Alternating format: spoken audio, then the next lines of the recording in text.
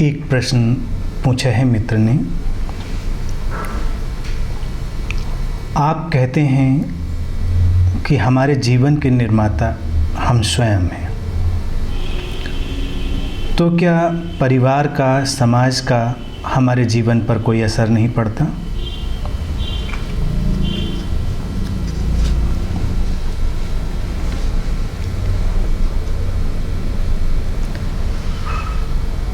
गहरे अर्थों में जो परिस्थितियां हमें मिली हैं उन्हें हमने ही कभी सक्रिय किया है।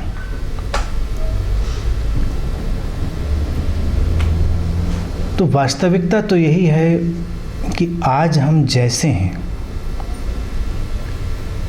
उसे हमने ही निर्मित किया है, किसी और ने नहीं। और ये बात जब मैं कहता हूँ या कोई भी सद्गुरु कहता है तो ये घबराने वाली नहीं है। कई बार लोग इस बात से घबरा उठते हैं, अगर हम ही अपने आप को निर्मित कर रहे हैं तो बड़ी मुश्किल है, कहीं कोई और होना चाहिए जो थोड़ी सी जिम्मेदारी तो ले। ज़्यादातर तो हम पूरी की पूरी जिम्मेदारी ही दूसरों पर डाल देते हैं, कभी बाहरी व्यवस्थाओं पर, कभी ईश्वर पर, कभी भाग्य पर, कहीं भी। लेकिन जब आप इस बात के प्रति जागृत होते हैं कि अपने जीवन को हम ही निर्मित कर रहे हैं, तो ये एक बहुत बड़ी स्वतंत्रता भी है, एक बहुत बड़ी मुक्ति भी है कि अब आप कुछ कर सकते हैं। अगर आपका योगदान नहीं है तो आप कुछ कर भी नहीं सकते। फिर तो जो भी है उसको बस आपको वैसे ही लेकर चलना है। परिस्थितियां खराब हैं, जीवन अच्छा नहीं है, तो तुम क्या कर सकते हो? लेकिन तुम चाहो तो बदलाव ला सकते हो।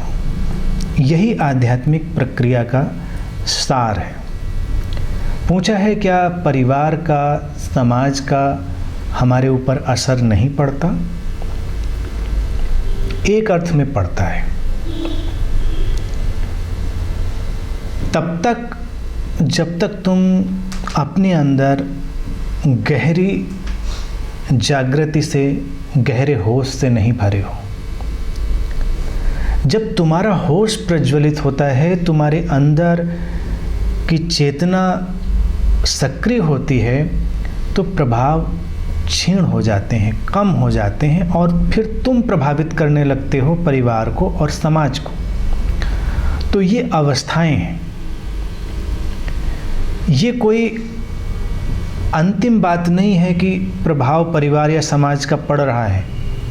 वो तभी तक पड़ रहा है जब तक तुम उसे पढ़ने दे रहे हो। तुम चुनाव कर सकते हो कि नहीं, अब मैं ऐसे नहीं जीऊँगा। चीज़ें बदलने लगेंगी, बदलती हैं। परिवार और समाज की जो व्यवस्था है, गहरे रूप में तुम्हारा अपना ही चुनाव है, इसलिए उससे विचलित होने की ज़रूरत नहीं। कई बार लोग इस संघर्ष में लगे रहते हैं, मैं इस परिवार में क्यों पैदा हो गया, काश मैं इन माता पिता के बीच ना पैदा हुआ होता, काश मैं इस सामाजिक व्यवस्था के बीच पैदा ना हुआ होता तो जीवन कुछ और होता।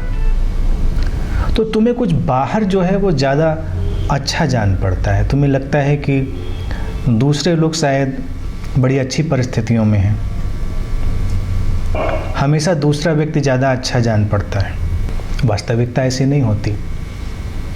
कई बार तुम बहुत दुखी हो और हो सकता है कुछ लोग तुम्हें आदर्श समझ रहे हो। पहली बात तो यही है कि जब तुम आध्यात्मिक चेतना के रास्ते पर निकले हो तो जीवन में कुछ चुनाव करो। पारिवारिक परिस्थितियाँ कैसी भी हों, तुम अपना रिस्पॉन्स, तुम अपनी प्रतिक्रिया, तुम अपना प्रत्युत्तर बदल सकते हो। एक ही परिस्थिति में बहुत अलग अलग ढंग से प्रत्युत्तर दिया जा सकता है, रिस्पॉन्स किया जा सकता है। आवश्यक नहीं कि एक परिस्थिति में एक ही ढंग का रिस्पॉन्स होता है और उससे अंतर पड़ता है।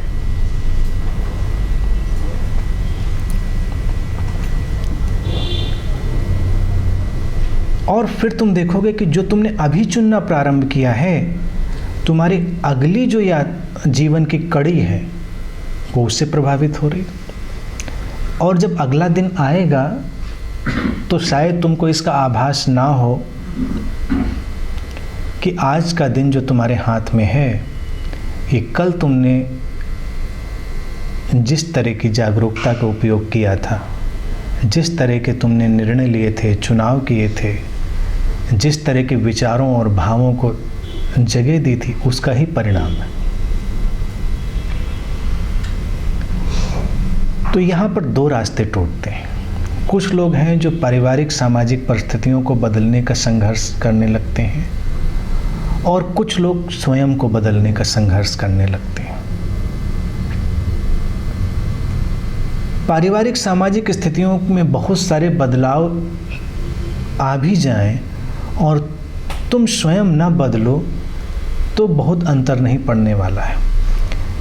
अक्सर बड़ी बड़ी क्रांतियाँ अच्छे आदर्शों के साथ प्रारंभ होती हैं और फिर धीरे धीरे धूमिल हो जाती हैं। परिवर्तन लाने वाले लोग भी कमोबेश कालांतर में वैसे ही हो जाते हैं। तो इससे कोई बहुत फर्क पड़ने वाला नहीं है कि हम बाहर बहुत जोर लगाएं। शुभ है कि बाहर कोशिश करें, मैं ये नहीं कह रहा कि बाहर कोई प्रयास नहीं करना है, लेकिन मौलिक प्रयास, ओरिजिनल एफर्ट जो है वो अपने ऊपर करना है। और अगर ऐसे लोगों की संख्या बहुत बढ़ेगी तो कितना पारिवारिक सामाजिक बदलाव हो जाएगा, इसकी तुम कल्पना ही नहीं कर सकते। तुम कल्पना करो कि हर 10 घर के बीच में एक घर ऐसा है जहाँ के लोग अपना उत्तरदायित्व पूरा स्वयं लेते हैं अपने सुखी दुखी होने का। तो 9 घर जो बीच में छूटे हैं वो कितने दिन बचे रहेंगे? एक न एक दिन वो लपट उनको भी पकड़ लेगी। तुम इंतजार नहीं करते किसी का, तुम अपना निर्णय ले लेते हो। अब दुखी होना चाहो तो उसका भी चुनाव कर सकते हो। इसलिए मैं कभी ये नहीं कहता कि दुखी मत हो, उदास मत हो। कभी कभी तुम उदासी भी एंजॉय कर सकते हो, लग्जरी है। इतने शेड्स मिले हैं तुमको इमोशंस के, तो तुम उससे भी वंचित क्यों रहो? तुम आज सुबह उठो और तय कर लो कि आज मैं उदास रहूँगा। दुनिया इधर से उधर हो जाए और बस मैं उदास रहने वाला हूँ, अपने साथ रहने वाला हूँ, अपनी खामोशी में रहने वाला हूँ।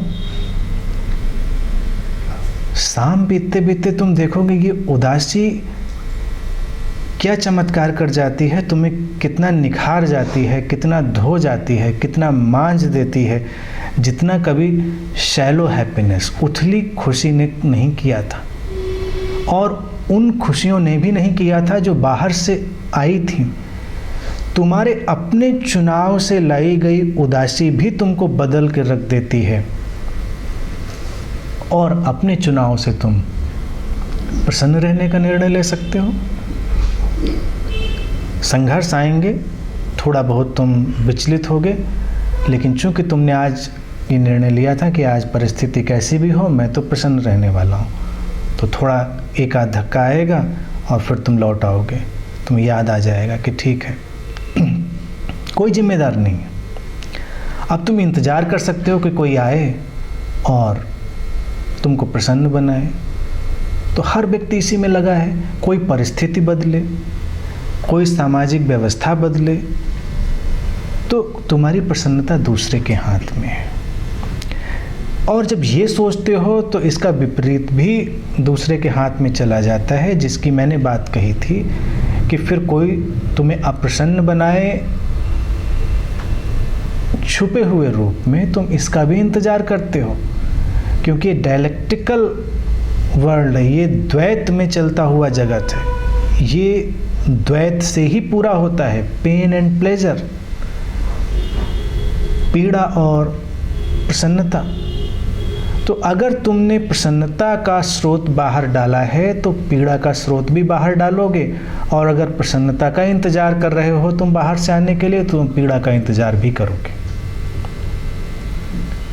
तुम सोचोगे कि कोई ऐसा करे कि तुम पीड़ित हो, तुम मानोगे नहीं इस बात को चेतन रूप से, लेकिन अचेतन ढंग में ये सारी व्यवस्थाएं चल रही होंगी, और फिर कोई आएगा कुछ करेगा, तुम व्यथित हो जाओगे और तुम्हें लगेगा देखो मैं तो अच्छा था, दूसरों की वजह से ऐसा हुआ, परिवार के इस व्यक्ति की वजह से, या उस व्यक्ति की वजह से, या सामाजिक स्थिति की वजह से।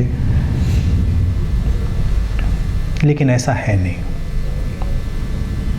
चुनाव किए जा सकते हैं। और वैज्ञानिकता ये है कि अगर एक व्यक्ति चुनकर बदला है तो कौन सी मुश्किल है। अगर एक व्यक्ति भी ऐसा कर पा रहा है तो हमारे शरीर और मन में उसको कर सकने की संभावना और क्षमता है। अगर एक व्यक्ति हमारे बीच से जागृत हुआ है, बुद्धत्व को उपलब्ध हुआ है, और इन बाहरी परिस्थितियों से अपने को अप्रभावित कर लिया है उसने, तो तुम भी कर सकते हो। इसीलिए भारत में हमने हमेशा कमल के फूल का प्रतीक चुना, लोटस। अक्सर देखोगे कमल का प्रतीक कहीं ना कहीं दिख ही जाएगा तुमको। वो इसी बात का परिचायक है कि खराब परिस्थितियों के बीच में रहकर भी तुम अपनी फ्लावरिंग को, अपनी खिलावट को उपलब्ध हो सकते हो, और तुम्हारा संघर्ष भी नहीं है उन खराब परिस्थितियों से। संघर्ष नहीं कर रहे हो, बल्कि तुम उनसे एसेंस निचोड़ ले रहे हो। अगर कमल कीचड़ में खिल रहा है तो कीचड़ के विरोध में नहीं खिल रहा है, वो कीचड़ से भी अपने जीवन के लिए उपयोगी जो प्राण हैं उनको खींच ले रहा है, और उसी ऊर्जा का उपयोग करके वो खिल जा रहा है, और उससे अछूता भी है। कीचड़ वहीं पड़ा है, वो खिल गया है। कीचड़ की निंदा भी नहीं है, उसके प्रति विरोध भी नहीं है। तो अगर हम ये जीवन शैली बदलें कि आसपास जो लोग हैं, चाहे वो पारिवारिक लोग हों, सामाजिक लोग हों, उनकी निंदा बंद कर दें, उनसे संघर्ष बंद कर दें, ना तो उनकी निंदा में जाएं ना उनके संघर्ष में जाएं, और देखें कि अगर ये संघर्ष उत्पन्न हो रहा है तो कहीं ना कहीं अचेतन तल पर ये चुनाव मैंने ही किया होगा, फिर तुम बदलने लगोगे। फिर एक ऐसा बदलाव आएगा जो तुम्हारे हाथ में होगा। कोई तुमसे लड़ना चाहता है, तुम नहीं लड़ना चाहते हो, कोई क्या कर सकता है। परिवार में जैसे कलह होती है तो कई दिन तक लोगों का दिन खराब हो जाता है। कोई व्यक्ति तुमसे झगड़ा कर रहा है, तुम कह दो आज बिल्कुल झगड़ा ना करने का तय करके मैं बैठा हूँ, आप करते रहो, मैं तो शांत हूँ, मैं नहीं उलझ रहा हूँ। तो कौन झगड़ा कर पाएगा तुमसे, और कौन तुम्हें प्रभावित कर पाएगा। ऐसे तो दूसरे के हाथ में ही चाबी है, वो तो बस जरा सा तुम्हें इग्नाइट करे, तुम तैयारी बैठे हो, बस शुरू हो गया। और घर में ज़्यादातर रहते रहते साथ में कई बार लोग ये चाबियाँ समझ भी जाते हैं कि कब कहाँ से कौन जगह पर वार करना है और कहाँ से वो प्रक्रिया शुरू हो जाएगी। चुप रहते हैं लोग, कहते हैं ठीक है जब तक ठीक चल रहा है, और जब उनको गड़बड़ करनी होती ठीक उसी जगह पर उंगली रख देते हैं और बात गड़बड़ हो जाती। तो तुम्हारा नियंत्रण नहीं रहा, और एक दिन अगर तुम चुन लो ठीक है उंगली भी रखी है लेकिन मैं नहीं करने वाला हूँ, उस दिन से तुम्हारे अपने निर्माता होने की बात तुम्हारी समझ में आने लगेगी। ये भावनात्मक प्रयोग फिर और व्यापक तल पर जाएंगे और बड़े पर्सपेक्टिव में जाएंगे। तो सूक्ष्म बातें हैं, तुम्हारा हर विचार और हर भाव और हर सुझाव जो तुम अपने अंदर ग्रहण कर रहे हो वही तुम्हें बना रहा है। तुम वैसे ही होते जा रहे हो। जैसे कि तुम देखो, तुम्हें हैरानी होगी ये कितना सम्मोहन का जगत है। एक बच्चा पैदा होता है, ऑलमोस्ट करीब करीब उसका चेहरा मोहरा वैसा ही होता है जैसा सबका होता है। वो खराब परिस्थितियों में अगर हो और धीरे धीरे वो ये स्वीकार कर ले कि मैं ऐसा ही हूँ, तो वो चेहरा बिगड़ भी जाता है। और जब अच्छी परिस्थितियों में कोई बच्चा होता है और धीरे धीरे उसको ये सुझाव मिलते हैं, सजेशन मिलते हैं कि वो अच्छा है, सुंदर है, प्रतिभाशाली है, अब तुम्हें लगेगा ये सुझाव बाहर से दिए जा रहे हैं। बाहर से नहीं, ये सुझाव स्वीकार किए जा रहे हैं। तुम्हारे अंदर उनकी एक्सेप्टेबिलिटी बन रही है और अगर तुम उनको स्वीकार करते हो तुम्हारा जीवन उस दिशा में निकल जाता है। और कई बार खराब परिस्थितियों में भी कोई बच्चा हो और वो अलग सुझाव स्वीकार कर ले, नकारात्मक सुझावों को इनकार कर दे, तो उसकी सूक्ष्म ऊर्जा बदलने लगेगी। अब ध्यान का हम इतना महत्व क्यों देते हैं? एक सोचने की बात है कि ध्यान में जाना चाहिए। वो इसीलिए क्योंकि ये एक ऐसा उपाय है कम से कम जिसमें तुम अपने आप अपने से जुड़ने की कोशिश कर रहे हो। कोई और बीच में मध्यस्थ नहीं है, कोई मीडिएटर नहीं है कि वो तुमको जोड़ेगा। तुमने तय किया है कि तुम अपनी शांति के, अपनी स्थिरता के, अपने आनंद के तल में स्वयं प्रवेश कर रहे हो। तुमने निर्णय लिया है, तुम अपने से जुड़ रहे हो। तो इसलिए ध्यान तुम्हें धीरे धीरे वो परिस्थितियाँ उपलब्ध कराता जाता है और तुम्हारे लिए संभावनाओं के वो सारे रास्ते खोलता जाता है जहाँ तुम ये देख पाते हो कि छोटे छोटे निर्णय हमें बदल रहे हैं। अगर तुम शांत होने का निर्णय ले रहे हो, तुम शांत होने का चुनाव कर रहे हो और कोई मध्यस्थ नहीं है, बहुत बड़ी बात है। फिर धीरे धीरे एक दिन तुम्हें ये भी समझ में आ जाएगा कि शायद और भी बहुत सारी सूक्ष्म स्थितियां होंगी जो तुम्हारे जीवन को प्रभावित कर रही होंगी। दूसरा, एक अर्थ में हमारा अपना ही प्रोजेक्शन है, क्योंकि हम अंतर संबंधित हैं, इंटरकनेक्टेड हैं, सारी ऊर्जाएं एक दूसरे से जुड़ी हुई हैं और दूसरे के अंदर या उन परिस्थितियों के अंदर भी मल्टीपल डायमेंशन होते हैं, बहुत सारे आयाम होते हैं। तुम्हारे सामने जो आयाम उभरा है, तुम्हारे सामने जो चेहरा उभरा है, उसको तुम ही ने इग्नाइट किया है। कहीं से तुम्हारी अंदर की जो प्रक्रिया है, इनर प्रोसेस है, वो उस खास चेहरे को, उस खास प्रक्रिया को एक्टिवेट कर रहा है। इसलिए तुम्हें वैसा दिखाई दे रहा है, वो वैसा नहीं भी हो सकता है। तो अपने इनर प्रोसेस पर, अपनी आंतरिक प्रक्रिया पर ध्यान देना, यही ध्यान का एक मूलभूत ढंग है। और धीरे धीरे जब तुम इसमें गहरे प्रवेश करते हो तो तुम इसे सैद्धांतिक तल पर ही नहीं, बिल्कुल प्रायोगिक और व्यवहारिक तल पर जान लेते हो कि हम ही निर्मित कर रहे हैं और ये तनाव का विषय नहीं, ये बहुत आनंद और मुक्ति का विषय है। तुम जैसा चाहो वैसा हो सकते हो और उसका स्वीकार करो, उसे स्वीकार भी करो, क्योंकि स्वीकार ना करके ही पहला संघर्ष पैदा होता है।